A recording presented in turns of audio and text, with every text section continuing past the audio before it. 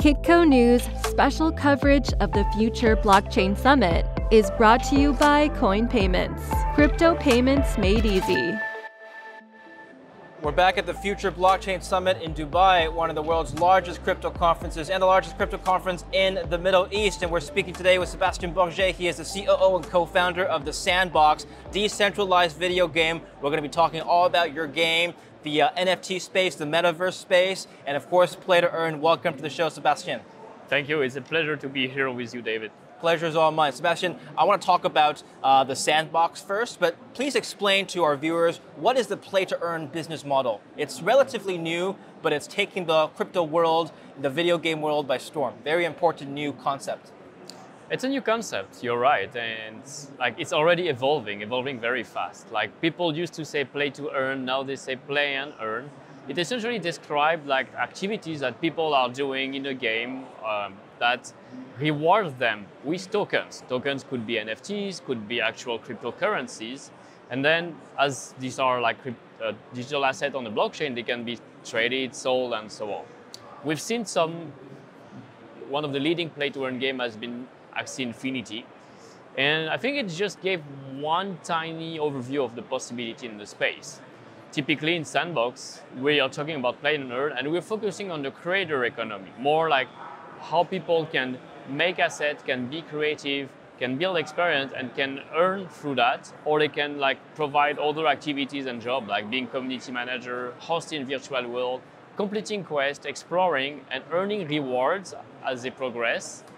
That are digital assets that can be sold as well. How is this different from, let's say, I used to play World of Warcraft. For those who don't know, it's a role-playing game online, and for certain activities in the game, quests completion, you can be rewarded with an in-game token that you can then use to buy other in-game items, or perhaps in the black market exchange for real fiat currency. Isn't that a form of play to earn? Doesn't that exist already? That's been indeed a form of economy. But it's a virtual economy. Basically, all the currency you bought and you earn, you spend real money to buy currency in video game, or you earn it as playing, but it didn't really belong to you. You couldn't take it out of World of Warcraft unless you actually sold the whole account. Yes. And that's been something, like you said, it's a black market. It's something that Activision Blizzard didn't allow.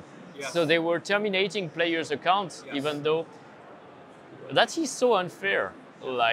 They are restricting an activities that users want to do. And so what blockchain and NFT provide is essentially embracing the idea that players will truly own their currencies, their item, etc., and can exchange between each other and sell it even outside of the game. That's the novelty. Are there not intellectual property rights issues, Sebastien? If I sell my own in-game item to somebody else, do I own that item, or does the game creator own that item?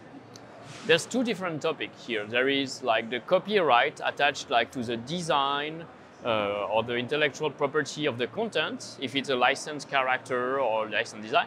And then there is the property rights that represent the deeds that this item is actually yours. So you do not own the rights to reproduce it, reprint it, and resell merchandising of it. Sometimes some applications do, but let's take that in general, you don't have that right.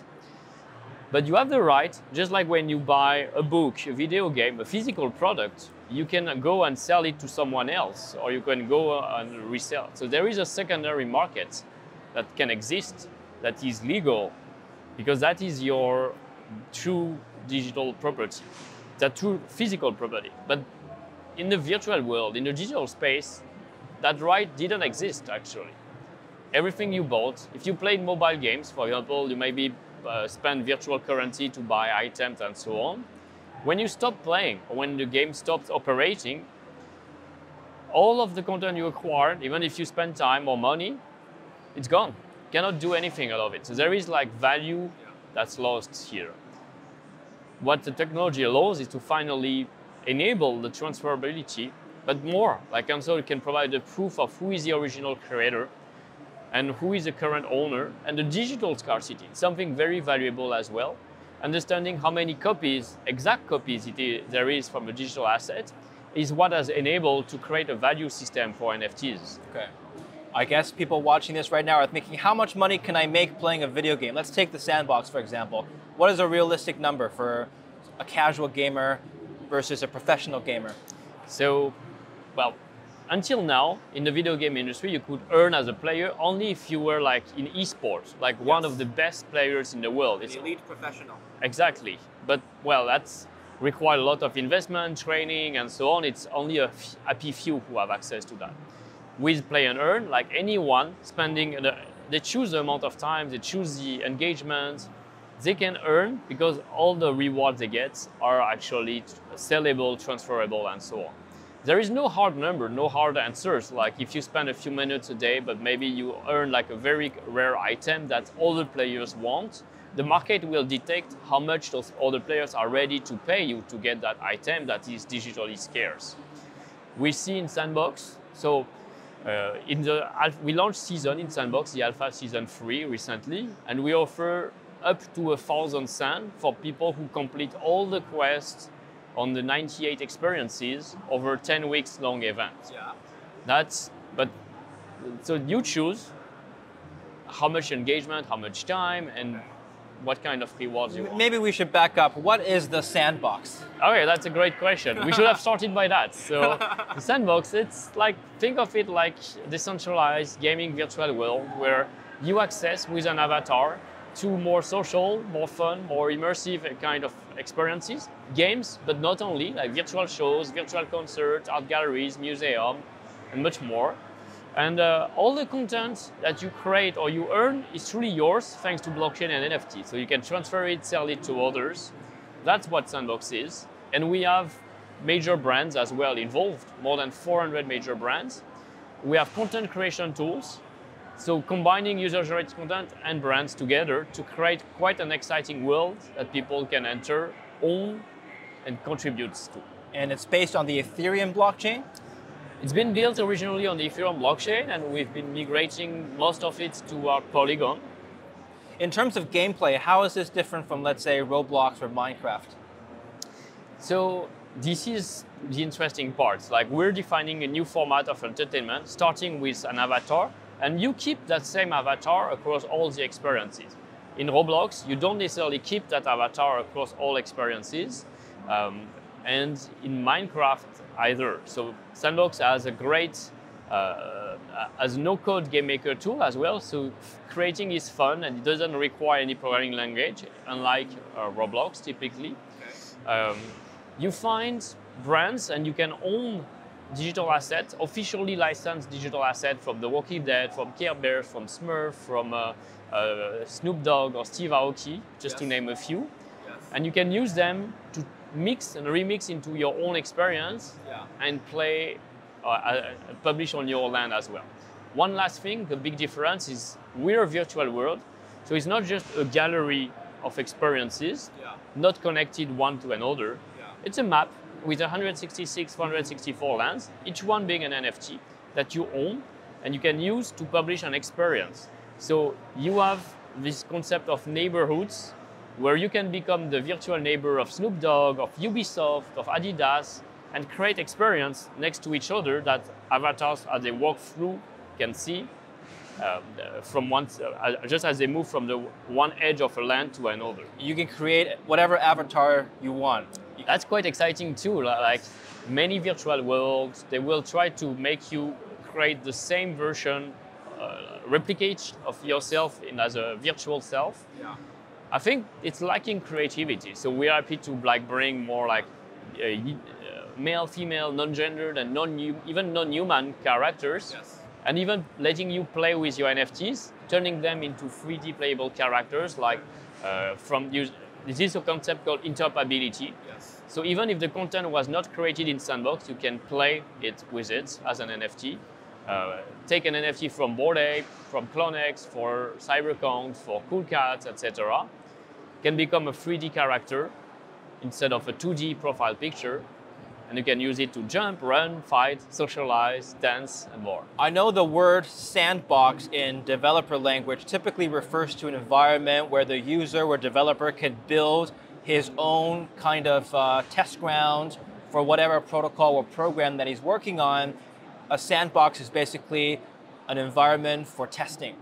So in this sense, what can users expect to build in the sandbox world? I think it's a great analogy. Like in video games, there is this category of game called sandbox games. Yes. Very experimental gameplay, Yes. like you say, like you create, you build, you destroy, you iterate, and you play also with people. You like many sandbox games are user-generated content.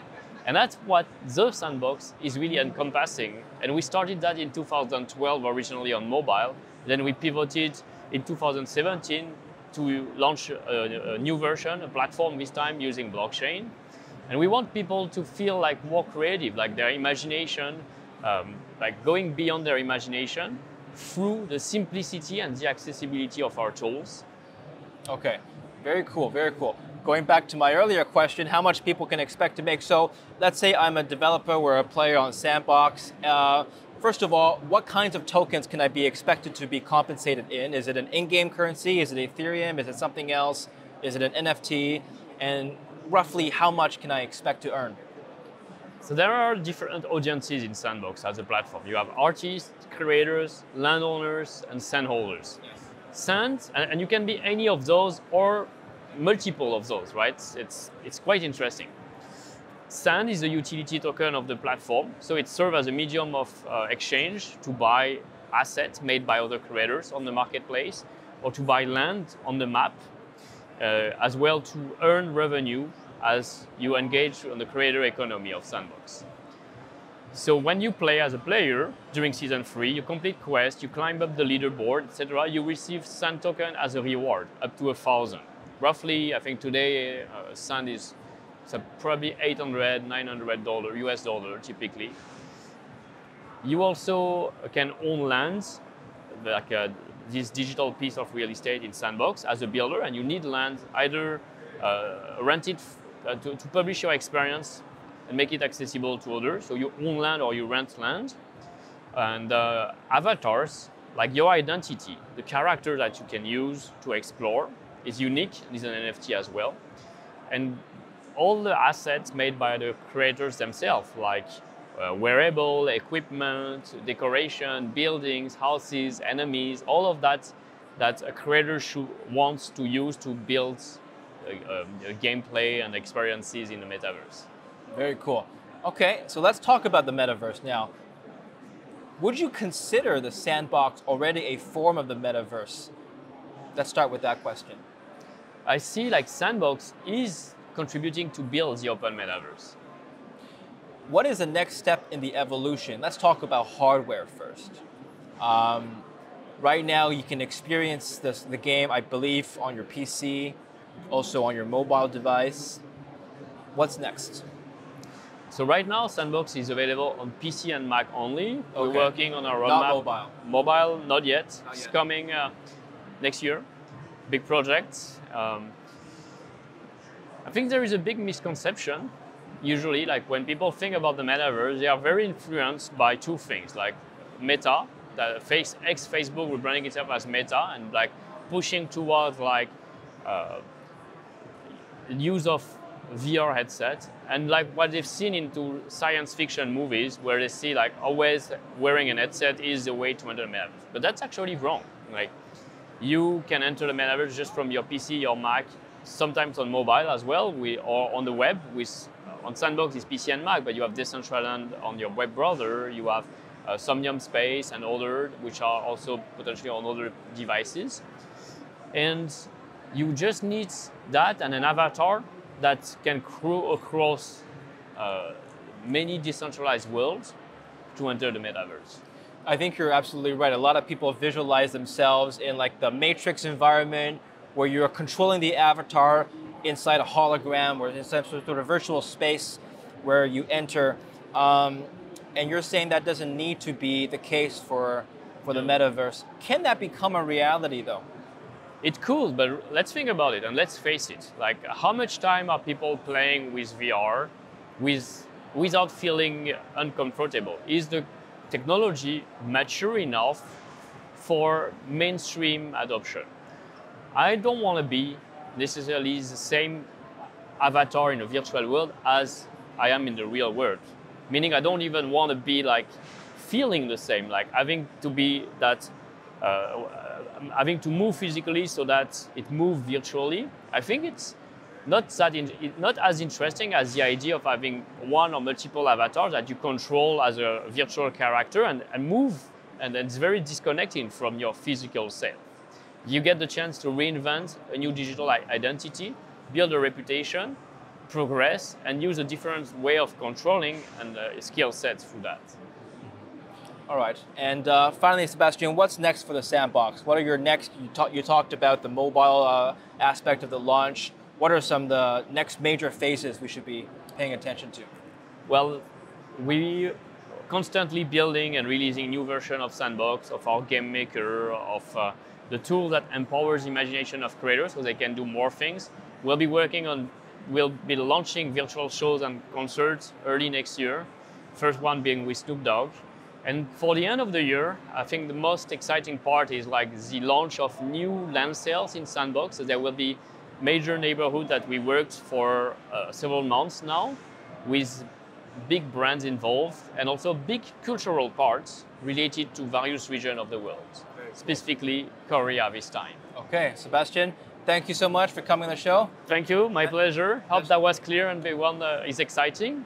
Now, like how concretely you can enter, like it's easy, create an avatar and you can get a feeling for yourself, what's Sandbox, how to get involved.